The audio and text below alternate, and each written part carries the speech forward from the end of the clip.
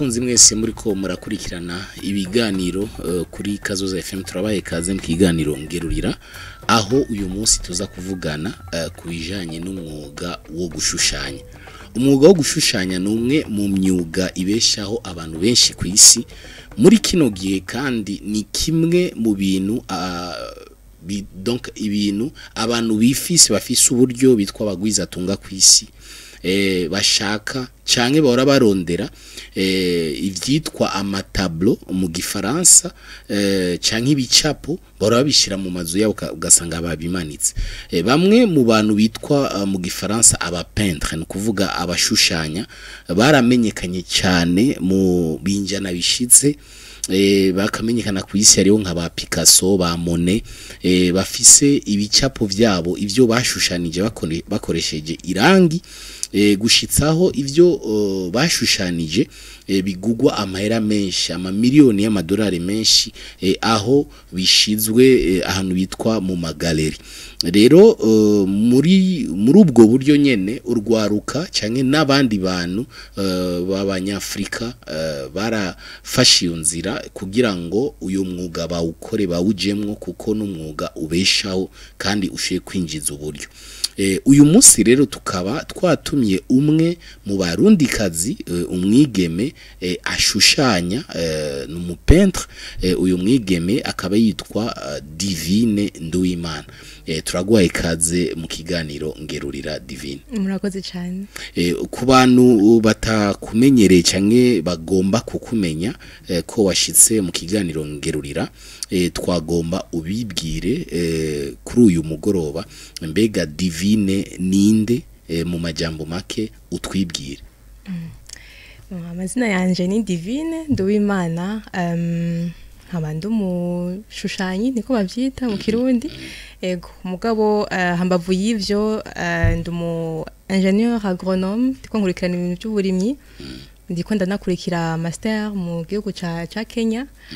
Ego mugabo hanini ino mu Burundi ndiko nkora akazi ko gushushanya. Okay, murumva yuko tutagiye kure yico tugiye kuganira ko cyane, niwe aza kuduha byinshi kwijanye n'uyu mwuga wo gushushanya, kandi mwumvise yuko n'umwuga ubesheje benshi kandi aracyarugwaruka hamwe no gushushanya arabifatanya. Urashaka kutubwira mbega birakorohera kugira ngo ufatanye umwuga wo gushushanya n'ivyo bindi? Ego ntivyegeze biba intambamyi kubera ko no kushushanya nabitanguye kuva kera nk'ikiri no mu kwishuri ku ntebe y'ishuri, ariko nararonka umwanya wo gushushanya, nkaronka n'umwanya wo kwiga. Mpijije amashuri urumva niho naciye kuba ubukuze ubutishushaka kuvamwo. Narabona yuko byo gushushanya ntobireka, naho ndiko ndiga amashuri yanje niho naciye menya kuntu umwanya wanje ndawujera, nkamenya ati harageze ko nja mu byo gucapa canke harageze ko ndabivamo agenda kwishuri. Urumva ikintu cyose wagiha umwanya wacu. Urashobora kutubwira ingene bigenza ku bantu bifuza kumenya ingene bigenza mu gushushanya? Mbere urafise n'ivyo umaze gushushanya, baza baratwereka kimwe kimwe. Ubigenza gute? N'ubuhe buhinga ukoresha kugira ngo ushushanye hanyuma igicapo kiboneke? Ubwa mbere ho mfise ishushanya novuga hari gihe nkoresha ikaramu nyene muzi cyo kwishuri, nigihe nkoresha amarangi. Yego urumva ama technique samwe, kuko ikaramu n'ufuta irasaba ko ubutanguye umva birasaba ko ufise ijisho rimwe nyene bikaze gose. Hama ibya peinture navyo ubuhinga no kumenyera ikintu cyose, no kumenyera nivyo nakuye muri umwuga wanje, kuko nanje sinavutse ndi mu marangi. Ego urufise agatushe nyene ku kijisho ribona canke umutwe wiyumvira gushira habone ico uri kuriyumvira canke gushira habone ico uri kurabona, ariko hageze ko ama technique akenshi ni kwiga nyene nko kwandika uratebuka bimenya, gucapa uratebuka bimenya. Urumva ego urumva yuko ari ubuhinga novuga yuko ubwo buhinga mbega warabwigiye ni ingabirano ni impano kuko hari abantu benshi bitwa yuko ari mu bantu bitwa artiste akubwira ngo narabivukanye bamwe bakamwita ngo ninje ni mu kintu kanaka ubundi nawe ugasanga n'umuntu yavyize ku wundi arafise umuntu yita umwigisha wiwe mu maître wiwe yamwigishije kuva kuri ABCD ku rudome rwa mbere gushika ku rudome rwa nyuma gushitsa aho agera nawe nyene aho aba umwigisha no kuvuga umwigishwa yize kumwigisha gushikaho agera ku rugezo rwiwe mbega wewe n'umuntu wavyigiye ko canke n'ikintu novuga yuko ari ingabirano wavukanye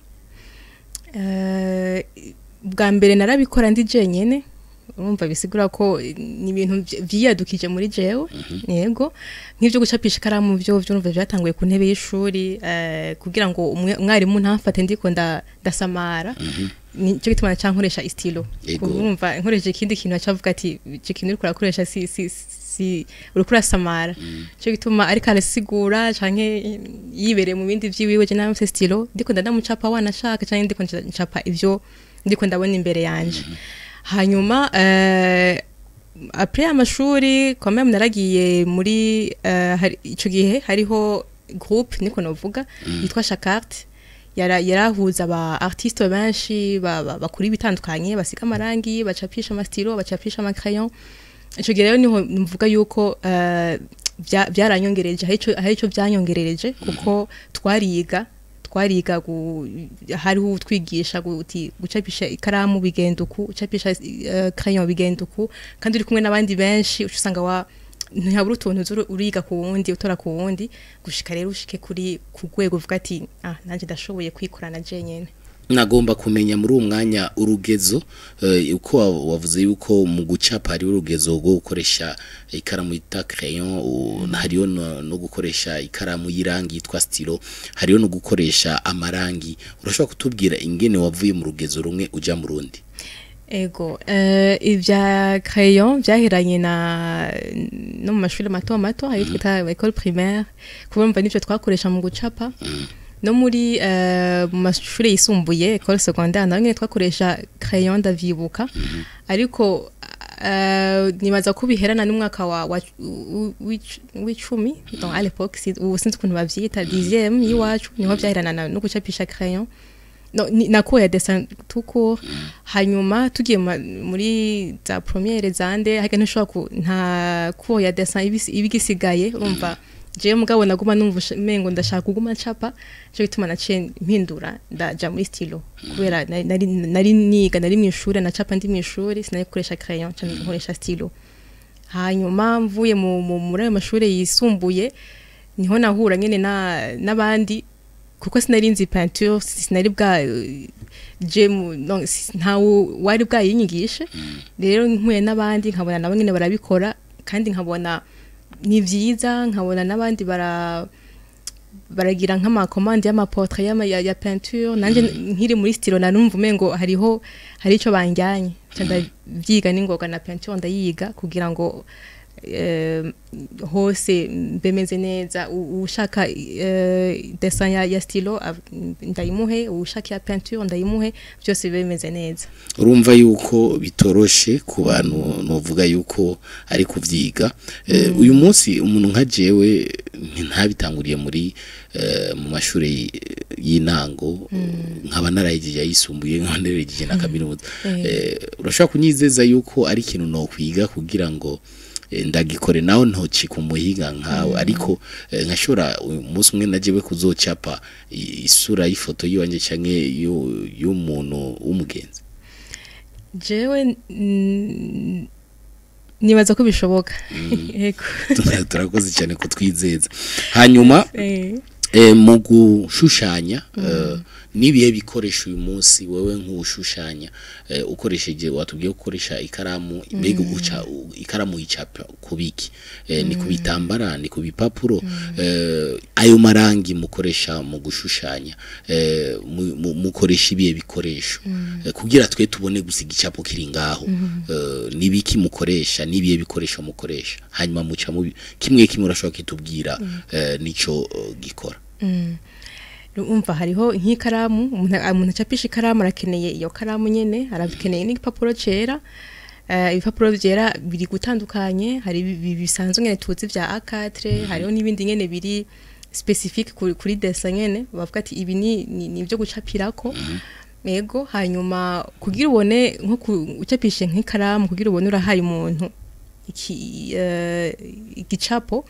hari igihe usanga uragiye nk'ahantu uraguze akakadre urashizemo ico gipapuro ni byose batunganye kuri stilo ni ahanini nivyo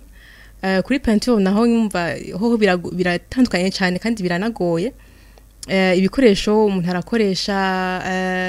igitambara arakoresha agakadre agitambara ukacukisasa ku gakadre urakagura ama peinture ukagura ico gucapisha ibita pinceau en tout cas biheza ni ibintu byinshi mugabo uvyinjiyemwo ni umenya ukuntu bigenda birakurikirana urumva yuko atari ibintu vyo kugurukirako ni ibintu bifise urutonde mu bigenza hanyuma tugiye yuko ari ahantu wahuriye n'abantu kugira ngo ubigeko uyu munsi hariho abantu nka wewe bakora uyu mwuga ariko bakeneye kuvuga ni najewe ndakeneye ahantu nza kugaragariza impano yanje mbega murafise ahantu mwebwe mushushanya aho muhora muhurira kugira ngo mugaragaze impano zanyu ari gukosorana ari kuyoborana kugira ngo abantu bakarishe ubwenge canke bakarishe novuga iyo ngabirano yabo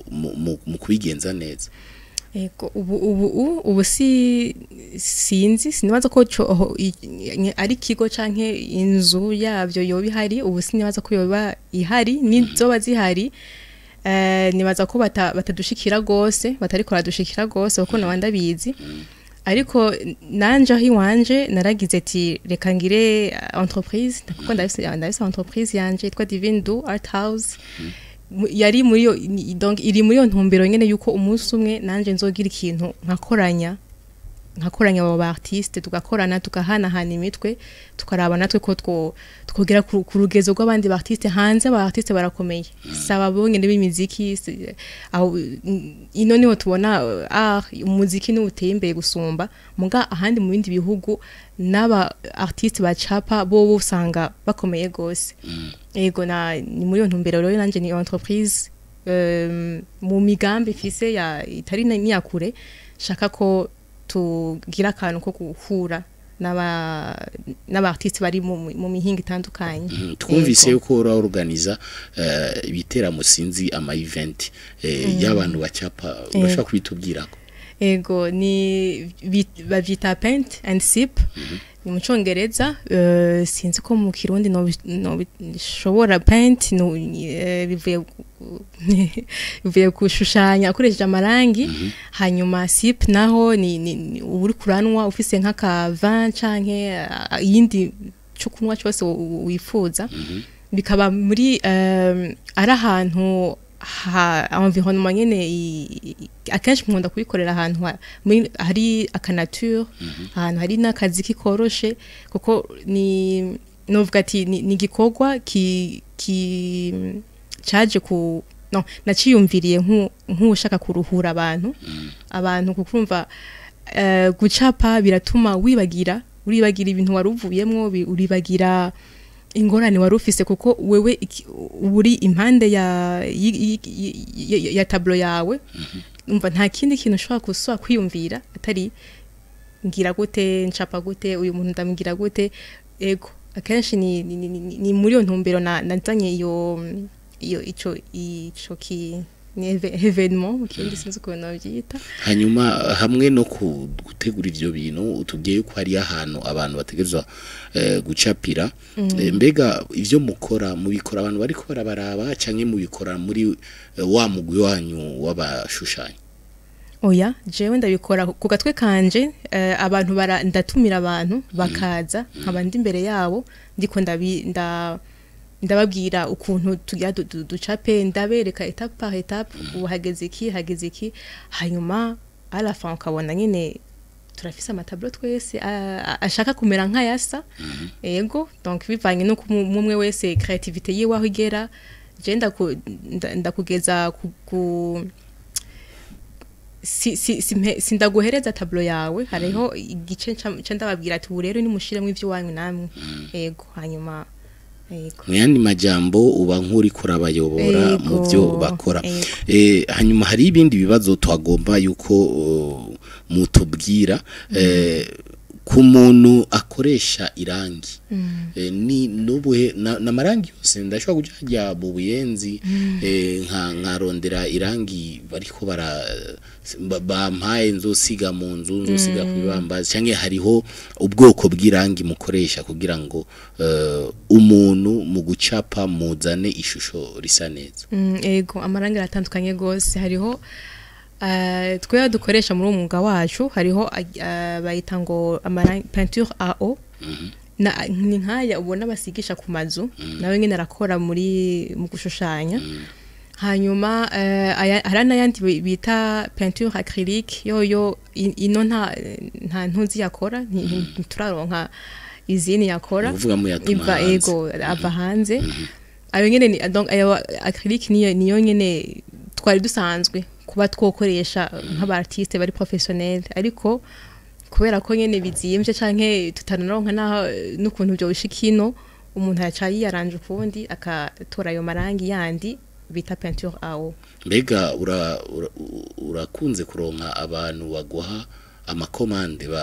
bashaka yuko ubacapira ibintu canke ubacapi narabonye abantu bacapisha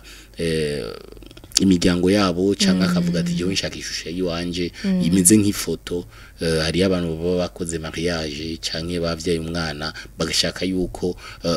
ufata iyo shusho kugira ngo uyishire muri tableau azomanika hejuru urakunze kuronka abagushorera hanyuma urashaka kutubwira mu ncamake ingene bimeze marshirahari yego ivyo byo kuronka abantu bashaka gushushanya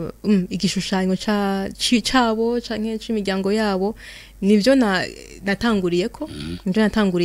naronka amakomande menshi y'abantu bambwira nshaka ncapire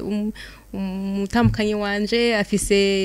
sinzi nk'urubanza nka anniversaire canke iki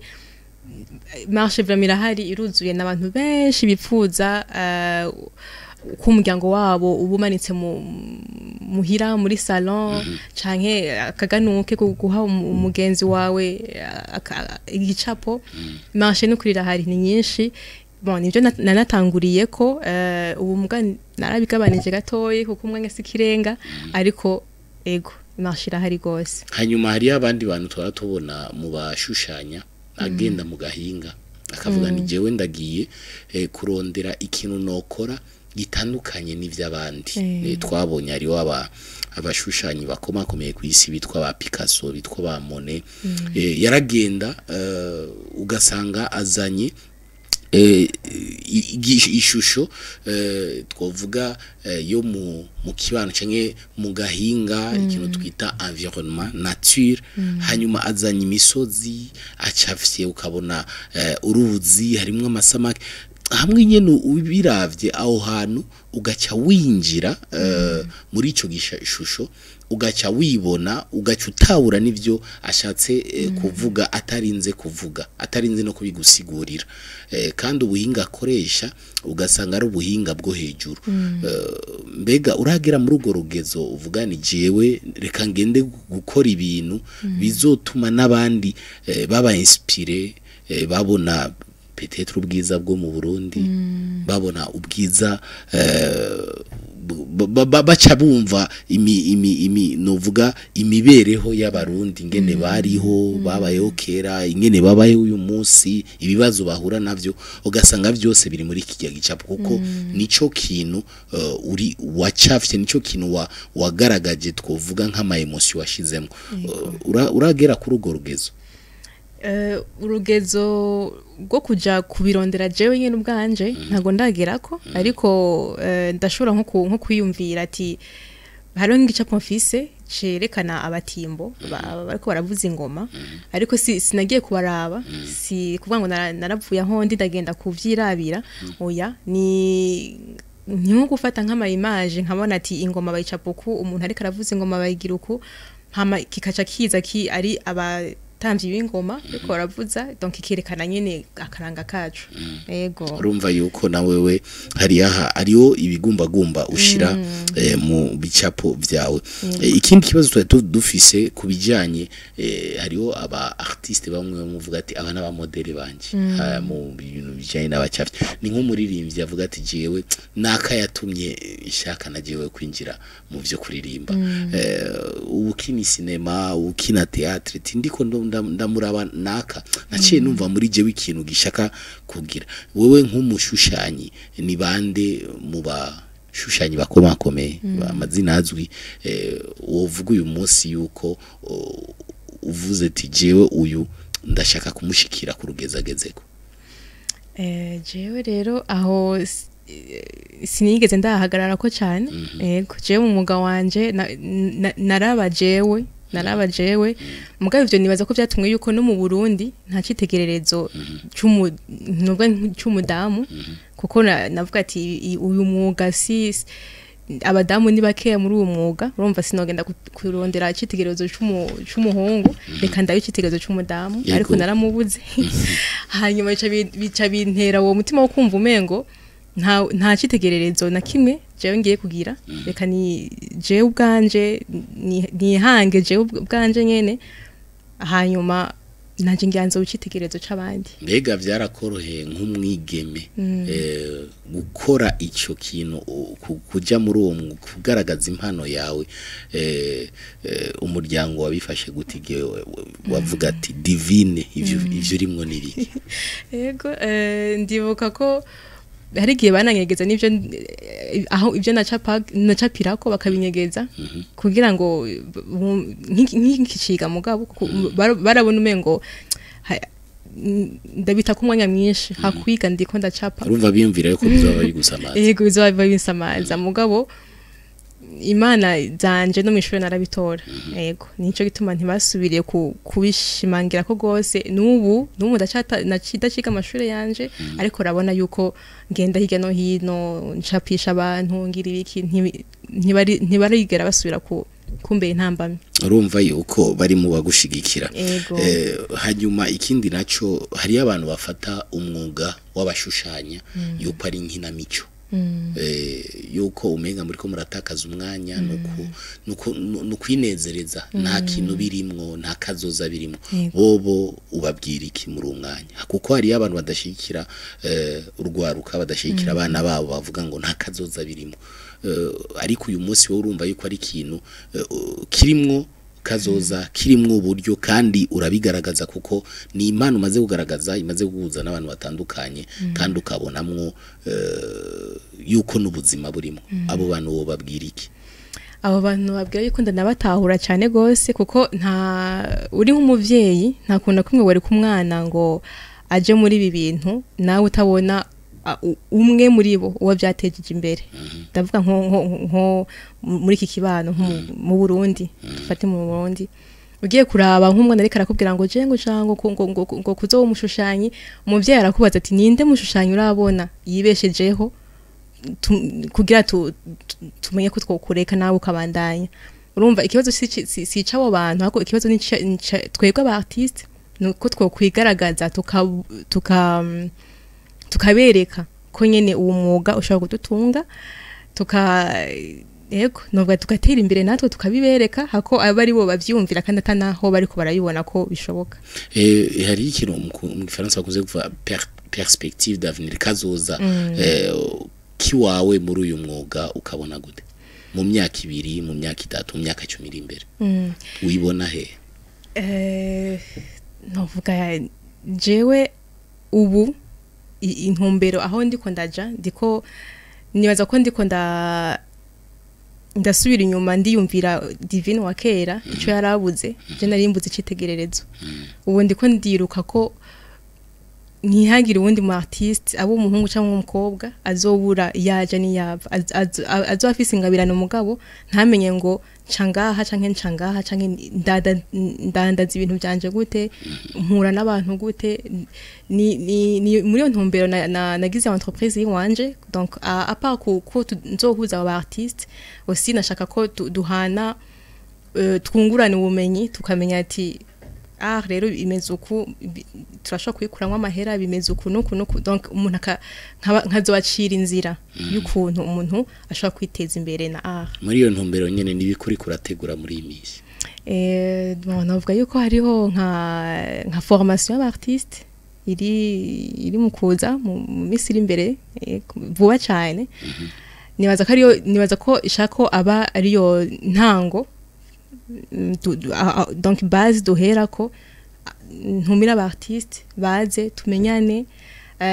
tumenye umwe wese ingabiro na yiwiwe wewe ukoresha ikaramu undi akoresha crayon undi none twohura gute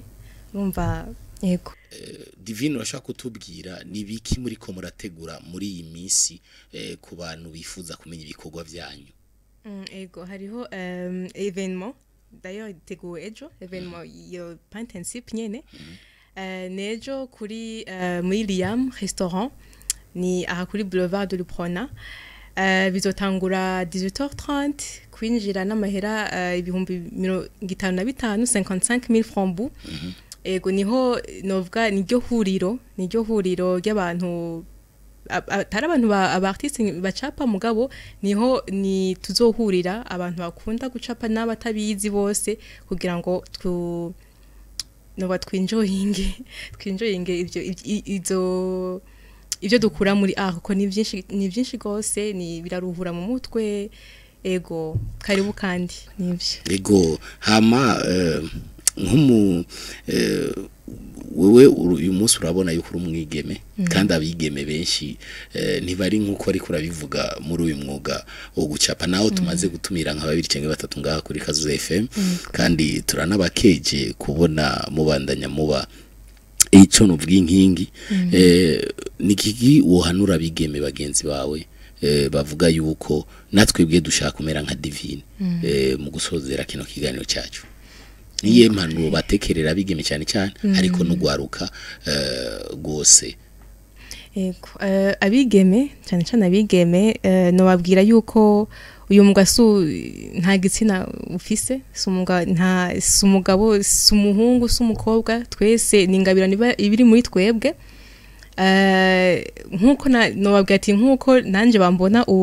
disangiza muri Kazoza FM niko nabo nyene bakoze cyane bimya amatwi abo bababwira ngo sivye abakobwa ngo uyu muganga so w'abakobwa ngo ntawe uzogushikana nibambona uno munsi ndi ngaha nabonye nibatera intege en général naho mu artiste en général no babwira yuko